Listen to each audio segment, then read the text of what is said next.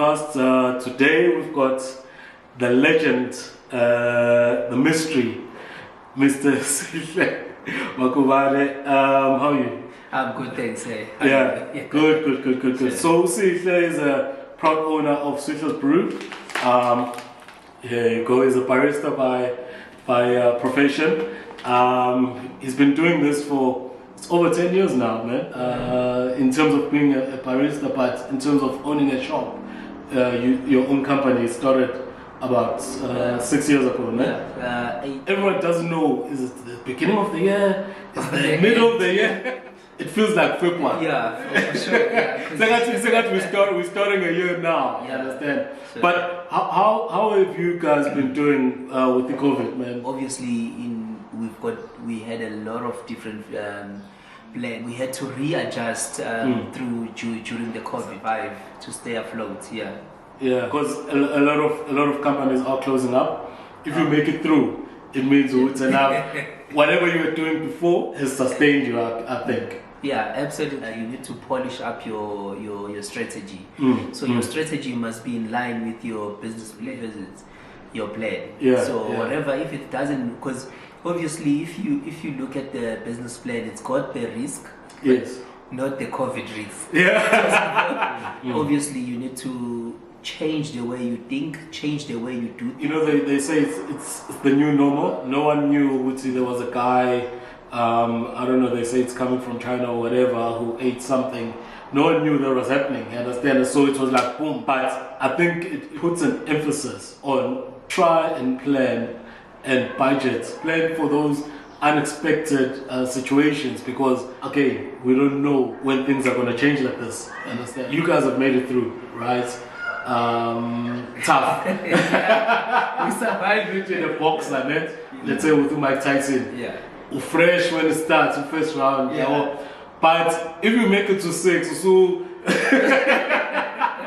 you got hit here,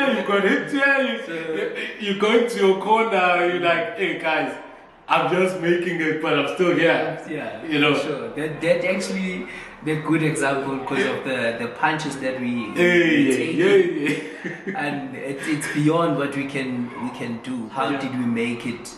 How do we make sure that we stay relevant in the flow? You be your normal. You be yourself. You know, you cannot take so much pressure and then implement it in your business. So.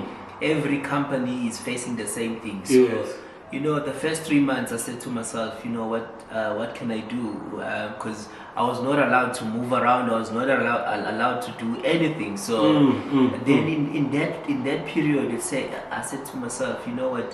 I can stress about everything, but you know, if the mind is not healthy, you cannot run a successful business. So I had to readjust and say, you know what, accept what is happening, move on. So that's what actually kept Sihle's Brew alive and where it is today. And especially for now, you know, every day when you hear that this business is going to close, this business is going to do this, and you know, for me as a business person, it affects us in different ways. It also affects our business because we're relying on the spending of the consumer. So if the consumer now doesn't get the funds or the income, it then affects the whole chain. 2-3 years back, if I remember, where you actually started roasting your own coffee. You've got the coffee shops, and then you started roasting, you took over, because you used to outsource that, right? Absolutely. Yeah, so you took over that role, which means when the tough times come, right, and the consumer maybe is feeling the pinch, you can still adjust because you're in charge of the roasting now. It's in-house instead of outsourcing where somebody's going to be charging you whatever, and you can't play around with that cost of doing that business side. Yeah, no. What I'm asking is, has that assisted you guys, or you not only diversified from not only coffee shops, but you're also selling the beans? You talk about the consumer not having, you know, the funds to do what they were doing before. Within your business, there are things that you can do, right, that can actually maybe make it easier for the consumer to still support you. Yeah, no, it was really a tough time. The strategy that we did was it was saying let's own the manufacturing plant and enable then whatever happens, at least you can still supply your retail stores. If a coffee shop says today, due to the lockdown, I used to sell alcohol. I can't sell it anymore. Then that was the highest revenue that you used to get through your income was from alcohol. So then how then you tweak the whole thing, because the alcohol is banned and then there is no much of activity and everything. Is it you decide to accumulate, because remember you've signed an agreement and a rent you have to pay every month regardless of whether you're making money or you don't make money, regardless that they give you a lead time or a lenient time to pay your rent, but at the end of the day the debt for the rent is still accumulating. So it's not going anywhere, because you've signed yourself a contract for 10 years, for instance. So now how then do you reduce that amount and then able to work with the landlord and then to reduce your expenditure and then still trade just to stay relevant, because you're not gonna make money at the moment. So it's the matter of saying I'm still here, I'm still afloat. You know that. Some people get so frustrated, right? They're now not answering my emails. They're now not picking up their phone calls, and the landlord is looking for them all over. So it's important when things do go wrong. The landlord is aware of what's happening. You running away, it doesn't help them. It doesn't help you. That's another point for especially the small business people where don't run away.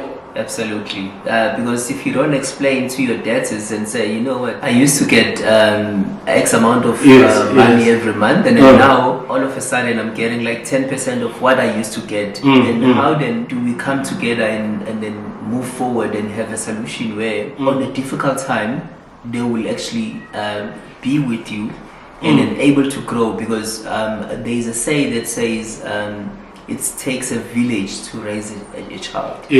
So if there was people that didn't care about you, there were people that you never had a mentor through them in different way. Most of the time it's the influence that we get from we were growing up as a kids, but those paved the way. At the end of the day, they've made a huge impact in terms of in terms of the influence and making sure that you grow up with this integrity and then with that's why most of the time people are human at the end of the day. So they will, even the landlords, they will give you a lenient time. They will make sure that if you open about it, closing your phone, dropping your calls is not a solution if you're a business person, because the same call, you don't know whether that call is it's one call that is gonna only change your life. Yes. It's the call that is gonna say, your debt is gone. Exactly. It's always the case. Exactly. So I think you're touching on ethics and business acumen. Let's go back a little bit. What made you know what, this coffee thing is the one for me? When did it start, and how did it start? It's always say it was by chance. In 2003, I was working at art festival in Hilton in KZN, assisting and helping Roberto Monterrey, is the guy that you are actually helping. And he said to me, and I drink, it's strange, I drink a cup of cappuccino. For the first time, I used to drink your instant coffee. Yes. I grew up with. No names mentioned. We're talking quality things here. We're not going to talk about instant coffee.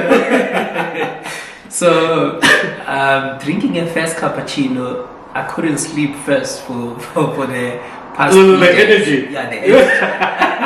I'll drink the coffee at night. The whole night I'll be fasting. But then I got interested about actually the taste. Yeah. I was taken from the taste into not sleeping, and I was like curious. Well, if you can't sleep, I'm sure you're thinking about a lot of things.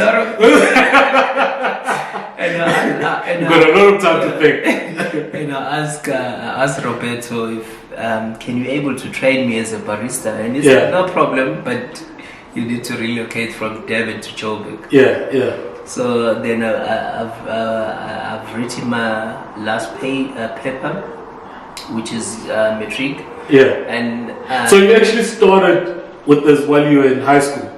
No, I started. No, we used to do it before high school. Yeah. I used to work as a gardener. I used to work as a pizza maker.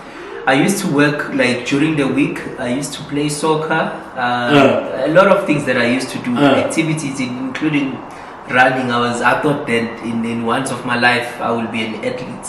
Yeah, but wait, when you say running, are you talking about athletics? Yes. Or you were running from something? I would know. There's this interview that Jabopul, I think, right? I stand to be corrected. when they say Jabopul, he played like the full game. Understand? Like, no, Jabu, you are so fit. How do you keep fit? Yeah. He says, hey, I wake up in the morning and run away. So that's why I have to get it clear. Are you talking about running away or athletics? I think. Yeah, athletic. Yeah. I was actually when first I was in KZN, I was running for one of the is it Africa Athletic Club, and I was also playing for football for Ashtown. It used to be Asheville United. It was a first division for Manning Rangers. Back in the days. So we used to open for them and whatever. So we were like a younger side. For them. So is that the time of I think Gordon Innocent was the coach there? That's when they won. They won the Premier League, right? Premier League, yeah. Oh, so those days, yeah.